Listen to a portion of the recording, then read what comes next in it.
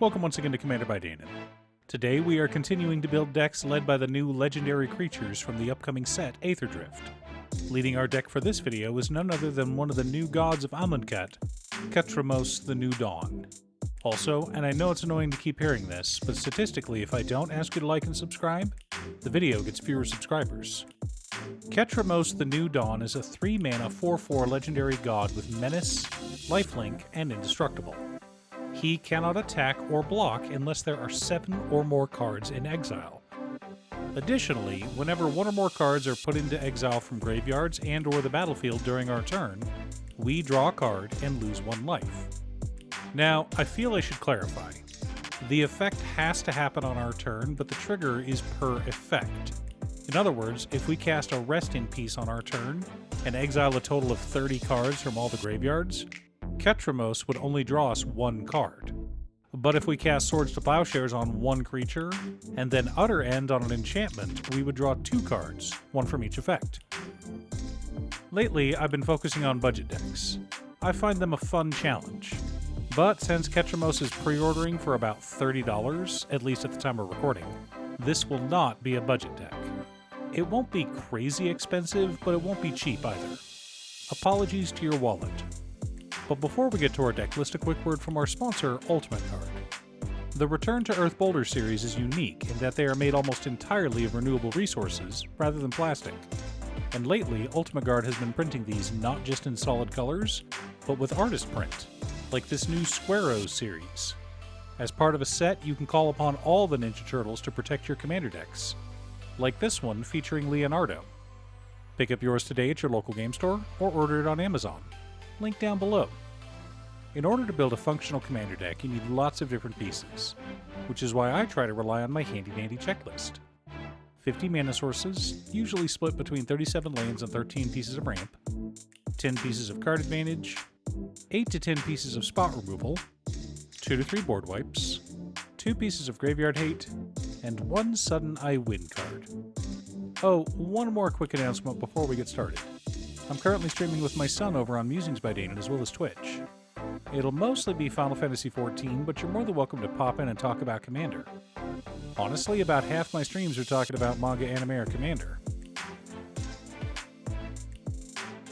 Our land base consists of Command Tower, Exotic Orchard, Marsh Flats, Flooded Strand, Polluted Delta, Windswept Heath, Bloodstained Mire, Godless Shrine, Vault of Champions, Shattered Sanctum, Isolated Chapel, Shadowy Backstreet, Snowfield Sinkhole, Sunlit Marsh, Tainted Field, Bleachbone Verge, Caves of Koilos, Bright Climb Pathway, Shine Shadow Snarl, Orzhov Basilica, Bajuka Bog, Scavenger Grounds, 7 Plains, and 8 Swamps. Sure, there are cheaper land options out there, but I wanted to go for a bit of strength in this deck. Generally, decks with better mana bases perform better. For mana ramp, we've got Sword of Hearth and Home, Sol Ring, Arcane Signet, Talisman of Hierarchy, Orzhov Signet, Mindstone, Felwar Stone, Chromatic Lantern, Thrawn Dynamo, Bontu's Monument, Oketra's Monument, Wayfarer's Bauble, and Solemn Simulacrum. A good mix of cost reducers, land ramp, and mana rocks. Also, Sword of Hearth and Home is great in this deck. Our card advantage package consists of Opposition Agent, Phyrexian Arena, Twilight Prophet, Exemplar of Light, Sign in Blood, Night's Whisper, Read the Bones, Bolus's Citadel, and Sensei's Divining Top. Not very impressive, I know, but remember, our commander draws us cards from each of our exile effects.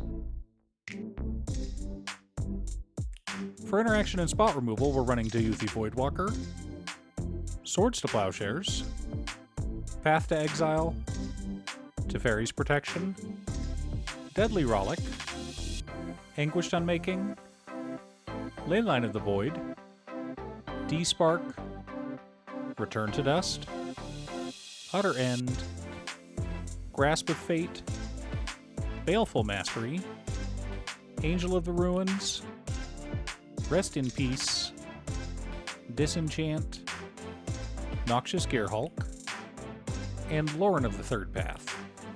Lots of ways to keep our opponents in line and to exile their permanents. Our board wipes consist of Farewell, Merciless Eviction, and Damn. Lots of ways to exile cards as needed.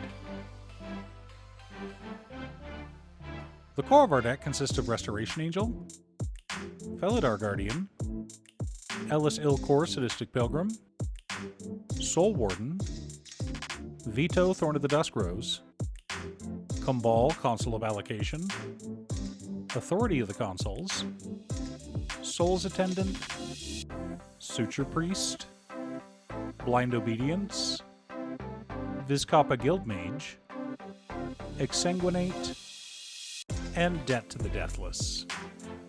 Supporting our plan, we've also got Eerie Interlude, Panharmonicon, Ephemerate, Teleportation Circle, Cloud Shift, Swiftfoot Boots, and Aetherflux Reservoir. I felt our commander could benefit from a small flicker package. Now that we have our deck list, let's compare it to our checklist. 50 mana sources split between 37 lands and 13 pieces of ramp. Right on target. 10 pieces of card advantage counting our commander. 17 pieces of interaction. 3 board wipes. 6 pieces of graveyard hate in Teyuthi Voidwalker, Leyline of the Void, Rest in Peace, Farewell, Bajuka Bog, and Scavenger Grounds. 2 Sudden I Win cards in Restoration Angel and Felidar Guardian. Okay, so the combo goes like this. We cast Restoration Angel and flicker Felidar Guardian, or vice versa. Felidar Guardian then flickers Restoration Angel. The two flicker each other, creating a deterministic infinite loop. In other words, it's a loop that we can end at any time. Assuming we have our commander on board and one of our effects that grants us life each time a creature enters the battlefield, we can draw through our entire deck. Once we find the combo of Sensei's Dividing Top, Bolas' Citadel, and Aetherflux Reservoir, we can kill the table from all the life we've gained, or drain everyone out with Veto. So, we're not really a life gain deck. I put some life gain shenanigans in the deck so that our commander wouldn't kill us when we flickered or exiled a bunch of permanents. But of course, this isn't the only way to build Ketramose the New Dawn. How are you building it? Are you excited for him? Leave a comment below. Thanks for tuning in. Once again, a huge shout out to my editor Cutestuff. I couldn't make these videos without her. If you'd like to hire her to edit your own videos, she can be reached at cutestuff.edits at gmail.com. Link is down below. If you're looking for ways to support the channel directly, you can head on over to patreon.com/Dayton. You can have a video made or just ask for help building or tuning a deck list.